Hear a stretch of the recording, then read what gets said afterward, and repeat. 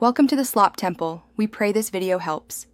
In this video, I will show how to change an engine air filter. Maintaining your engine's air filter is a simple yet crucial task for your vehicle's health. You'll need just a few basic tools, primarily a Phillips head screwdriver, and perhaps some gloves for cleanliness. This quick maintenance step can significantly improve your engine's efficiency and overall performance, saving you money on fuel in the long run. It's a straightforward process anyone can do at home.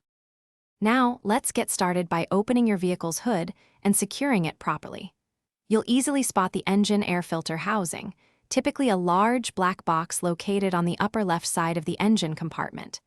Using your Phillips head screwdriver, loosen the 2 to 4 screws holding the cover in place.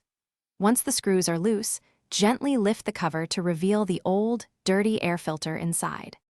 With the housing open, carefully remove the old air filter.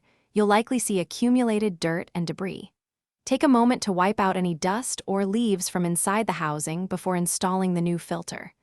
Place the fresh filter into the housing, making sure it sits perfectly flush. Then, reposition the cover, align the tabs, and tighten the 2 to 4 screws firmly to secure it. Double-check that the housing cover is properly sealed and all screws are tightened down. If there was an electrical sensor, reattach it now. Once everything is secure, carefully lower and close your vehicle's hood. You've successfully replaced your engine air filter. Remember to change it approximately every 12,000 miles or once a year for optimal engine health and to enjoy better fuel efficiency. Thanks for watching. Consider subscribing if we helped you.